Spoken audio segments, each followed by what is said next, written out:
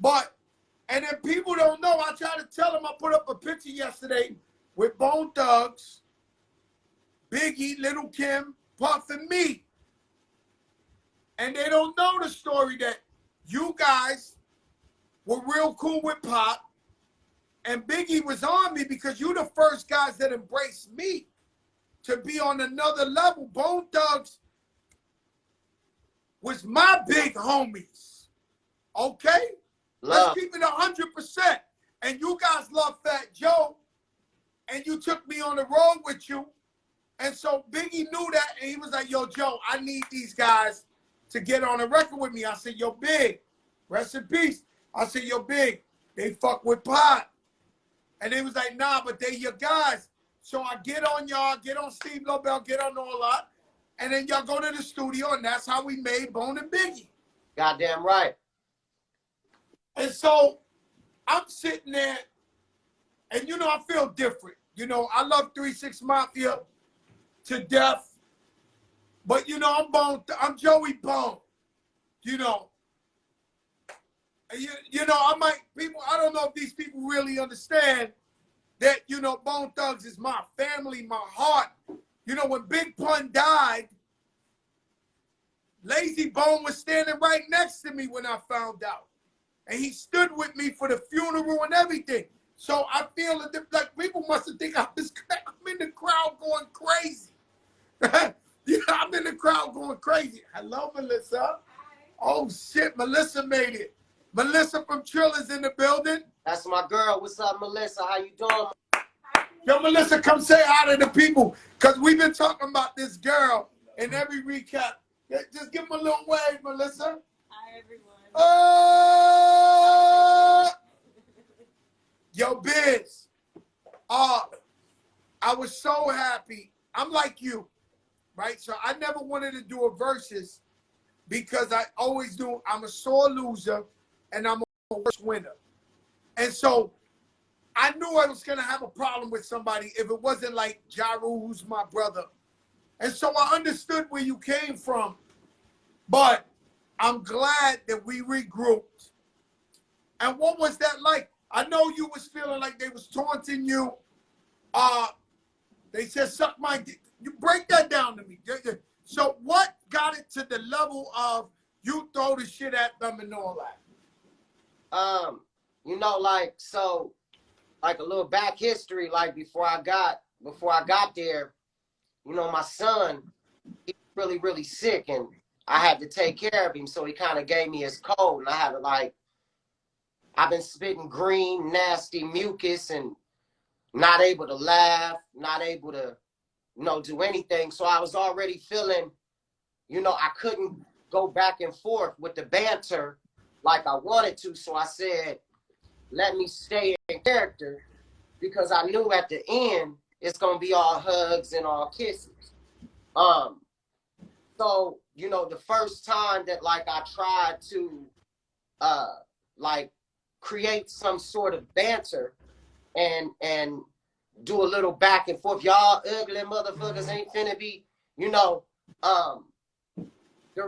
like, I expected maybe a shut the fuck up. I expected a maybe, who you calling ugly? Y'all motherfuckers, I expected maybe some of that. But I didn't expect, you know what I'm saying, for homie to, like, talk to me on some, you know what I'm saying, like, I'm a street dude. And I didn't expect him to say no shit like that. And, like, my soul made my body react. Like, what the fuck? You know what I'm saying? Like, I couldn't think before I acted. Like, and, you know, that's one of the things that I pride myself on, is being a thinking man. But, so after that had happened or whatever, I didn't really know what was up. You know, I didn't know what was going down. But, you know, I was on. You know, I told him, I said, I come from the projects. In New York, we call it snapping. We say, your mother looked like this, your father. We do that for hours.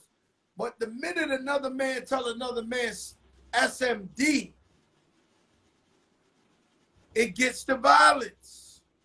I mean, I think it's always been that way.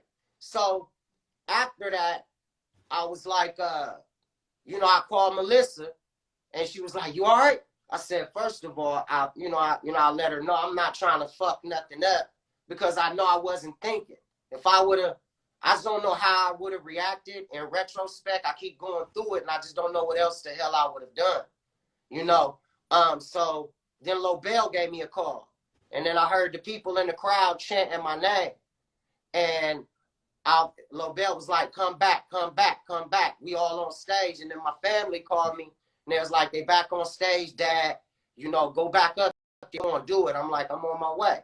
So, you know. And so the shorty was, Huh? did you have your son with you on stage? No, my son called me. Oh, but there was a young kid on stage. And so the crowd was like, we never knew if Bizzy's showing up or not. Bizzy's here. The fight breaks out. Oh, fuck. There goes Bizzy. He's leaving. We're fucked. Bone Thugs fans are fucked. Even though we got the whole crew there, we got Flesh, we got Wiz, we got Lazy, we got Grace. It's like we want everybody. And so when you come back, the crowd is like, yes, like he's back. And you got to understand this is that shit. And when you come back, the temperature changes.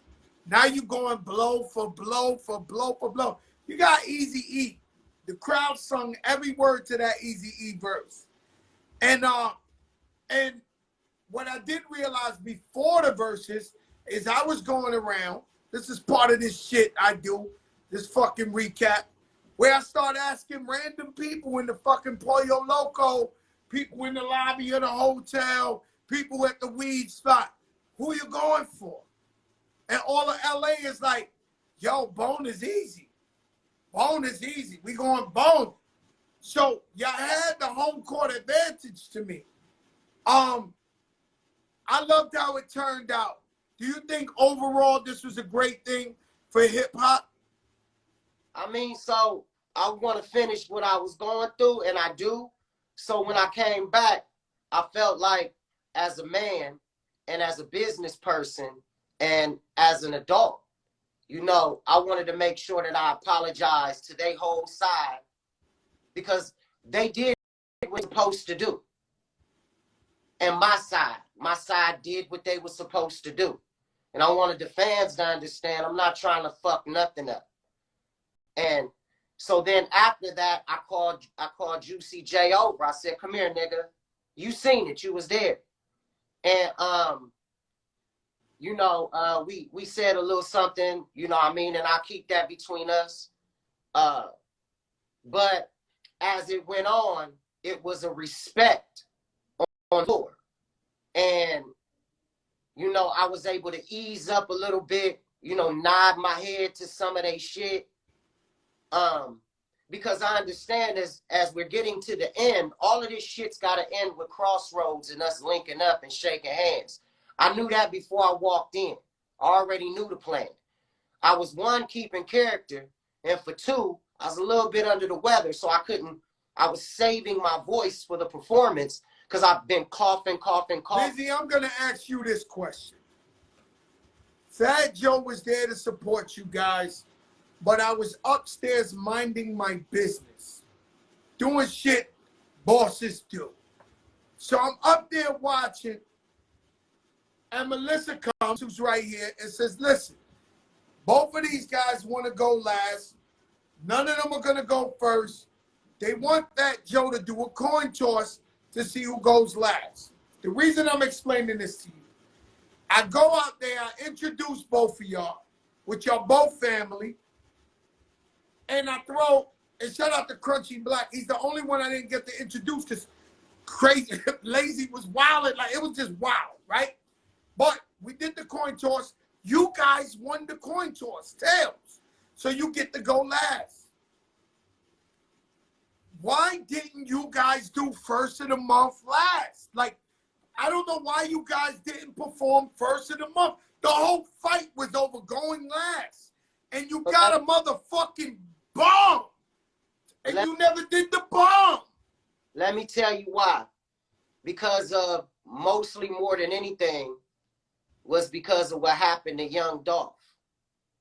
And we wanted to make sure that we were able to say rest in peace to somebody that came from Memphis and bring it all together. It was a very strategic plan. And that's what we wanted to do. You know, we wanted to make sure that we did that. I don't know why we didn't do first of the month, but it was like we felt as though we got so much in the chamber that after we done with 3-6, we ready for a Wu-Tang, or we ready for this, or we ready for, so, you know, we weren't trying to be arrogant. We just understood we got so much that some things we can lean back on and let them young brothers on their side shine too. You feel me? Yeah, I dig it. I dig the tribute. Rest in peace, Young Dolph. Rest in peace, Virgil. Rest in peace, the wife of Clarence Avon. They got killed by some crazy motherfucker in LA in their house. I heard hip hop. We've been losing a lot of people. So Crossroads is one of the greatest hip hop records of all time. And so you ended it on that. I get it. First of the month was definitely, like, you know, I know Bone. So you was actually playing songs that I know and the real fans know, but just the general public might not know it. Like, but I know it. You know, and first of the month, y'all fucked it. Somebody, the DJ, somebody fucked up not playing first of the month. Whether it may have been earlier, because when the fight happened and you came back, I wanted one of them motherfuckers right there. Boom, boom, boom, boom, boom, boom. I wanted a first of the month. I wanted one right there. Like, I was waiting for it right there. And then he came back. You know, my brother, I love you, man. I understood. And to tell you the truth, now that it's over, thank God for LA, the crowd, they didn't, because usually when motherfuckers fight on stage, the whole place fight. But the crowd was screaming, don't fight, don't fight, don't fight, because they wanted to see y'all go at it. But for me, I believe the fight and the pause brought more suspense and more excitement to the motherfucking Verzuz battle. I'm just telling you what I felt like. I felt like, yo, people must be hitting each other up. Yo, you can see this shit. This motherfucker wilding. Yo, it's going crazy. I thought it was hip-hop, pure hip-hop, and it was incredible how grown men came together who actually really love each other and made this thing all the way through. Agreed. Let me ask you one last question, Bizzy Bone. Where do you think you at in the top rappers of all time? I mean, I think, like, because, like, anybody from a group, you know what I mean, I don't think they never really give that never really is accrued to anybody in a group. It's just like, you know, Jada was able to, you know, step outside of his group. But it's just difficult for me because, you know, me and my boys, we brothers. And we were kind of taught, like, nobody is, you know, as brothers, you're not better than your brother. If you get scuffed up, you better come home with a bloody lip just like your brother. So that's just the way Mama P and Granny Rose and Sis and rest in peace Mama Linda, that's just the way that they taught us, you know, as our four mothers in Bone Thugs. So I don't really think like that, but I'm going to keep on getting at it. I'm going to keep on getting to it. And I ain't going to... Hey, Bizzy, let me tell you something. Natasha, it's the thuggest phone.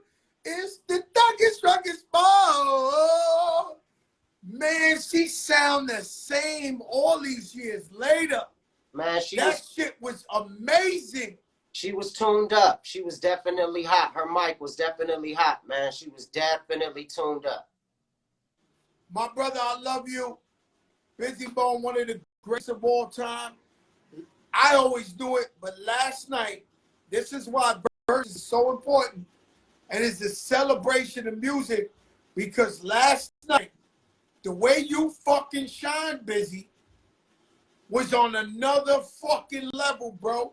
I'm watching it as a hip-hop historian. I know the greats. I seen it all.